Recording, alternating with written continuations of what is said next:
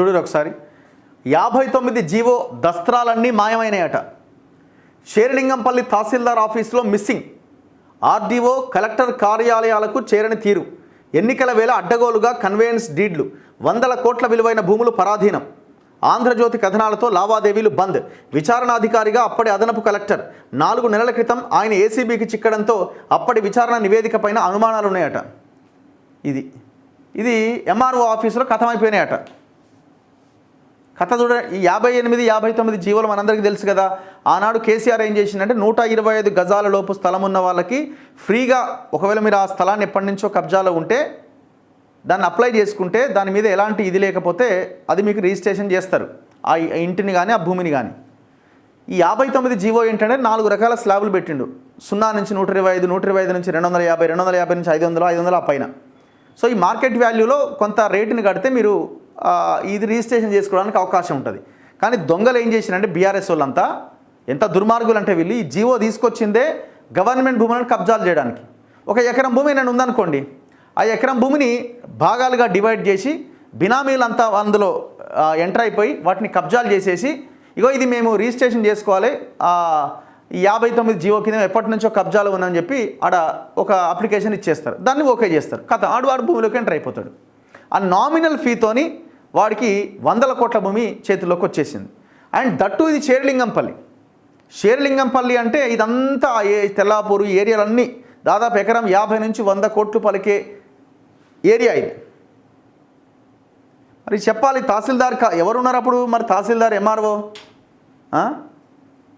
ఈయన ఈ వంశీమోహన్ అడిగితే మొత్తం విషయం బయటకు వస్తుంది అనుకుంటా. ఈయనకు నోవాటెల్ తప్ప ఎంఆర్ఓ ఆఫీస్ తెలియదు ఆయనకి.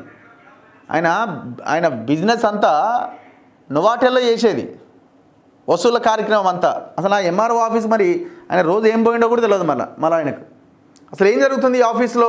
షేర్లింగంపల్లి రాష్ట్రంలోనే అత్యంత ఖరీదైన రెవెన్యూ మండలం, స్టేట్లోనే అత్యంత ఖరీదైన రెవెన్యూ మండలం. హైదరాబాద్ మహానగరానికి పశ్చిమాన ఐటీ కారిడార్ను కలిగి ఉన్న ఈ మండలంలో చదరపు గజం విలువ లక్షలోనే ఉంటుంది. ఎకరాకు 100 కోట్లు చెల్లించేందుకు ముందుకొస్తే కానీ భూములు స్థలాలు దొరకవు. కానీ గత ప్రభుత్వం తీసుకొచ్చిన జీవో 59 కింద ఈ మండలంలోని ప్రభుత్వ భూములను కొందరు అక్రమార్కులు అప్పనంగా కొట్టేశారు. సరిగ్గా ఎన్నికల ఫలితాలకు ముందు రోజే విలువైన ప్రభుత్వ భూములు పరాధీనమయ్యాయి. ఈ విషయాన్ని ఆంధ్రజ్యోతి బట్టబయలు చేయగా సంబంధిత కన్వేయన్స్ డీడ్లను నిలిపేస్తూ కాంగ్రెస్ సర్కారు ఉత్తర్వులు ఇచ్చింది. అయితే జీవో 59 కింద అధికారులు పరిష్కరించిన క్రమబద్ధీకరణ దస్త్రాలేవి షేర్లింగంపల్లి తహసీల్దార్ కార్యాలయంలో లేకపోవడం చర్చనీయాంశంగా మారింది.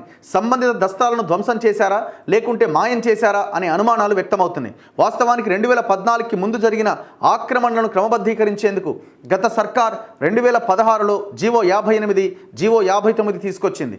ఈ సందర్భంలోనే చాలా వరకు పేదలు ఆయా స్థలాల్లో ఉన్నవారు క్రమబద్ధీకరించుకున్నారు. కానీ ఆ తర్వాత 58, 59 జీవోలను 2 దఫాలుగా 2020, 2022లో పొడిగించడంతో కబ్జాదారులు ప్రభుత్వ భూములను చెరబట్టారు. అసెంబ్లీ ఎన్నికల ఫలితాలకు ముందు రోజే షేర్లింగంపల్లి మండలం గోపనపల్లిలోని సర్వే నెంబర్ 74లో 30 మందికి సంబంధించి 12,879 చదరపు గజాలను క్రమబద్ధీకరించడంపై ఫలితాలకు ముందు రోజే భూమేత అనే శీర్షికతో గత ఏడాది డిసెంబర్ 11న ఆంధ్రజ్యోతిలో ప్రత్యేక కథనం ప్రచురితమైంది.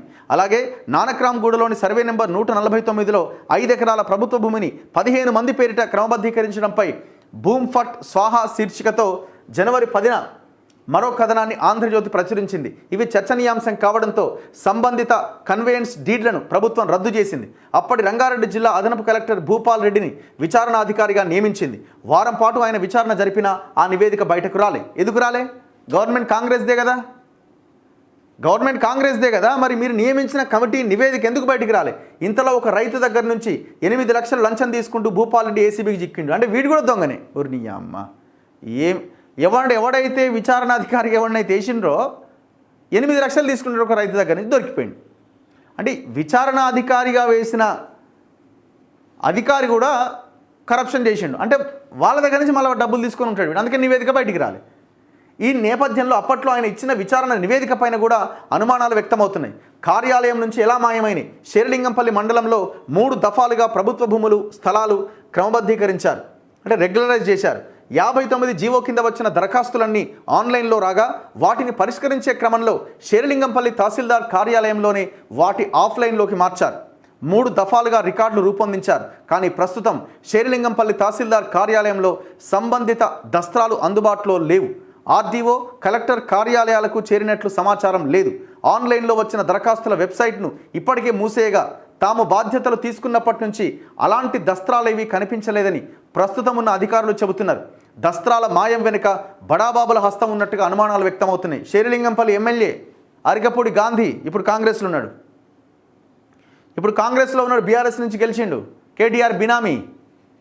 చెప్పాలి ఆన్సర్. వీళ్ళంతా శేరిలింగంపల్లిలో అన్ని పార్టీలు ఇన్వాల్వ్ అయి ఉంటాయండి. అన్ని పార్టీలు ఒకే తాటి మీద ఉంటాయి భూముల విషయంలో. మరి లేకపోతే అక్కడ ఉన్న అపోజిషన్ పార్టీలు ఆడ పెద్ద పెద్ద టవర్లు కడుతుండేందుకు మాట్లాడాయి.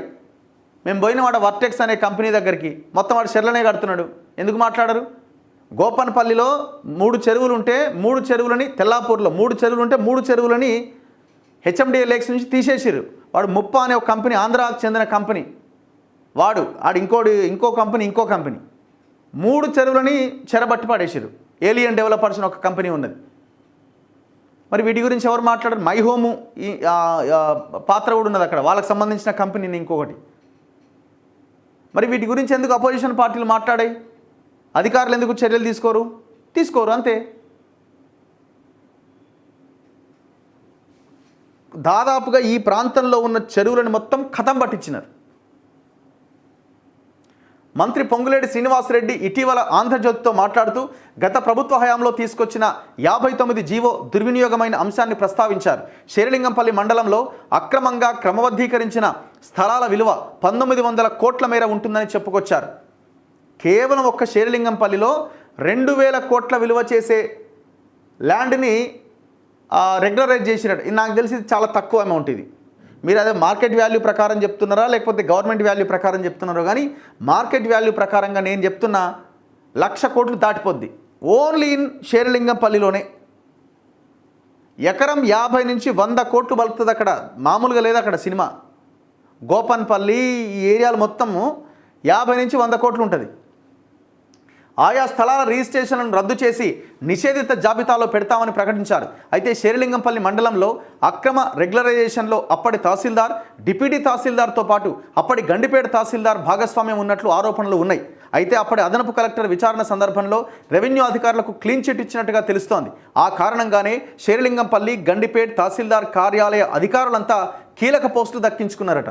మరి ఏం చేస్తున్నారండి రేవంత్ రెడ్డి గారు? ఇంత దుర్మార్గం జరుగుతుంటే పొంగులేటి శ్రీనివాసరెడ్డి గారు ఆనాడు ఎంఆర్ఓలుగా పనిచేసిన వాళ్ళు, ఆనాడు ఆర్డీఓలుగా పనిచేసిన వాళ్ళు, కలెక్టర్గా పనిచేసిన అమోయ్ కుమార్, ఈ దొంగలందరినీ తెచ్చి ఒక దగ్గర కూసబెట్టి తోమితే మొత్తం విషయాలన్నీ బయటకు వస్తాయి. నోవాటెల్ హోటల్ సంగతి ఏంది, ఎవరెవరి దగ్గర నుంచి డబ్బులు తీసుకున్నారు, ఎక్కడెక్కడ ఏమేం కబ్జాలు జరిగినాయి, మొత్తం విషయాలన్నీ బయటకు వస్తాయి. అత్యంత విలువైన ప్రభుత్వ భూమి అది. అరికపూడి గాంధీని కూడా తీసుకురావాలి. ఈ మొత్తం వ్యవహారం వెనుక ఎవరి సహకారం అంటే కేటీఆర్ సహకారం ఉన్నది. ఒకసారి ఆలోచించండి, ఒకసారి ఇమాజిన్ చేసుకోండి. 3వ కేసీఆర్ అధికారంలోకి వచ్చి ఉంటే ఈ భూములు ఏమన్నా మిగిలేవా? ఒకసారి ఇమాజిన్ చేసుకోండి. ఏ సిచ్యువేషన్లో స్టేట్ ఉంటుండే? మనకి ఇది రాలేదు అది రాలేదు అని మనం ఆగమాగం ఏదో అవుతున్నాం కదా. ఈ విలువైన భూములు, కొన్ని లక్షల కోట్ల విలువ చేసే భూములు అప్పటికే కబ్జా అయినాయి. ఇంకా నెక్స్ట్ మళ్ళీ వచ్చి ఉంటే ఏ సినిమా చూసేవాళ్ళం మనం? ఈ అధికారులు అసలు ఏ రకంగా చెలరేగిపోయేవాళ్ళు? పేదల చేతిలో కనీసం ఉన్న గుంట భూమైనా ఉండేదా?